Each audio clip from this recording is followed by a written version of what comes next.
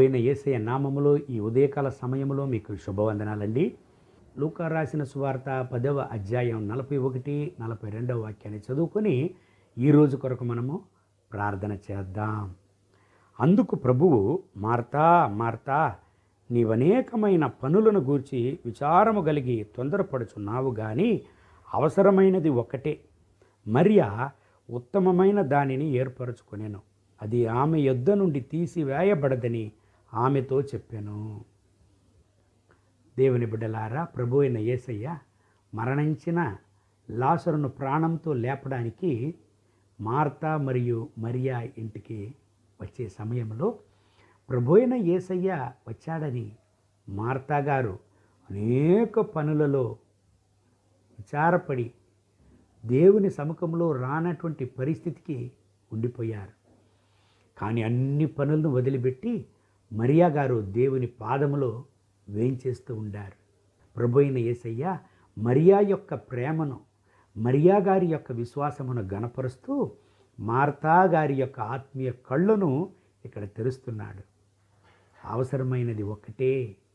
మరియా ఉత్తమమైన దానిని ఎన్నుకున్నది, కానీ నువ్వు అనేక పనులలో విచారపడుతున్నావని మార్తాతో దేవుడు మాట్లాడుతున్నాడు. ప్రియమైన దేవుని బిడ్డలారా, ఈనాటికి కూడా మనము అనేక సమయంలో మనం చేసే తప్పు ఇదే. వెతకవలసిన యేసయ్యను వదిలేసి ఏదోదో వెతుకుతూ ఉంటాం.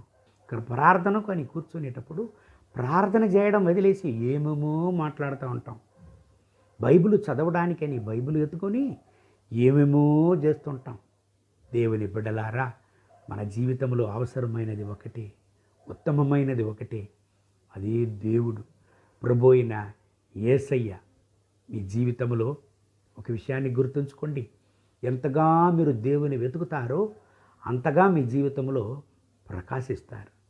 ఎంతగా దేవుని వెతుకుతారో అంతగా మీ యొక్క అవసరతలు సంధింపబడును. అందుకే దేవుడు వేద గ్రంథంలో మాట్లాడినాడు, మొదట దేవుని రాజ్యాన్ని, అతని నీతిని వెతకుడి, తర్వాత ఇదంతా దానితో కూడా చేర్చి ఇవ్వబడనని దేవుడు అన్నాడు. దేవుని వెతకండి. ఎంతగా మీరు దేవుని వెతుకుతారు అంతగా మీ జీవితం ప్రకాశింపబడును. ఈ దేవుని వాగ్దానం ప్రకారం దేవుడు మిమ్మల్ని ఆశీర్వదించి ఈరోజంతా నడుపునుగాక. కళ్ళు మూసి ప్రార్థన చేద్దామండి.